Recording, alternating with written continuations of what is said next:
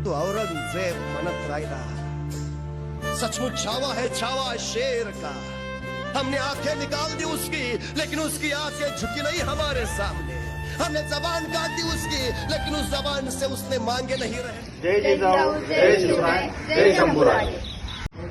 अखंड महाराष्ट्राचे आराध्य दैवत छत्रपती शिवाजी महाराजांनी महाराष्ट्राच्या माणसाला जगायचं कसं हे शिकवल्यानंतर महाराष्ट्रातल्या मातीतील प्रत्येक कणाला आणि मातीत जगणाऱ्या माणसाला शेवटच्या श्वासापर्यंत कसं लढावं हे शिकवणारे धर्मवीर छत्रपती संभाजी महाराज यांच्या पवित्र स्मृतीला अभिवादन करण्यासाठी आम्ही पुण्याजवळील शौर्यस्थळ तुळापूर येथे आलेलो आहोत। इसवी सन 1689च्या सुरुवातीला संभाजी महाराजांनी त्यांच्या महत्वाच्या सरदारांना बैठकीसाठी कोकणात संगमेश्वर येथे बोलवले। 1 फेब्रुवारी इसवी सन 1689 रोजी बैठक संपून संभाजी महाराज रायगडाकडे रवाना होत असतानाच औरंगजेबाचा सरदार मुकरब खान यांनी महाराजांच्या नजीकच्या लोकांच्या मदतीने संगमेश्वरवर हल्ला केला। मराठ्यात आणि शत्रूंच्या सैन्यात चकमक झाली।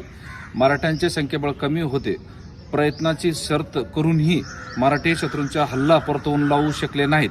शत्रूंनी संभाजी राजांना व त्यांच्या सोबत असलेल्या कवी कळशांना जिवंत पकडले। छत्रपती संभाजी महाराज संगमेश्वर पकडले गेल्यानंतर त्यांना वाचवण्याचे प्रयत्न झाले असे नाही। महाराजांना वाचवण्यासाठी प्रयत्न मावळ्यांनी केले, पण ते त्यात यशस्वी झाले नाहीत। यात सर्वात पहिला प्रयत्न हा ज्योताजी केसकर यांनी केला। पुढे जाऊन शास्त्री यांनी देखील केला। महाराजांना सोडवण्याचा प्रयत्न केला, पण ते दोन्ही प्रयत्न अयशस्वी ठरले। त्यानंतर छत्रपती संभाजी महाराज आणि त्यांचे सल्लागार कवी कलश यांना औरंगजेबापुढे बहादूरगड म्हणजे आत्ताचा धर्मगड ह्या ठिकाणी आणण्यात आले। औरंगजेब त्याच्या सिंहासनावरून उठला आणि गुडघे टेकून देवाला आभार मानण्यासाठी नमाज पडू लागला आणि त्या औरंगजेबाकडे पाहून संभाजीराजे कवी कलश यांना म्हणाले, कवीजी आपण कवी आहात, सुचते का काय ह्या प्रसंगावर?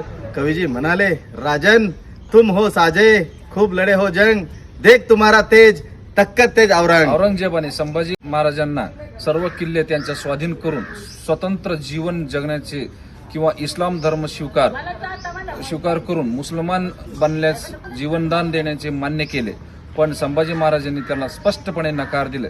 त्यानंतर संभाजी महाराज आणि कवी कलश यांची विदूकर्षकाचे कपडे घालून अत्यंत महाहानिकारक अशी धर्मवीरगड ते तुळापूरपर्यंत धिंड काढण्यात आली आणि याच तुळापुरात छत्रपती संभाजी महाराज आणि कवी कलश यांना कैदेत ठेवण्यात आले। छत्रपती संभाजी महाराज आणि कवी कलश यांच्यावर तब्बल 40 दिवस अत्याचार करून 11 मार्च 1689 रोजी याच तुळापूर येथे त्यांची हत्या करण्यात आली।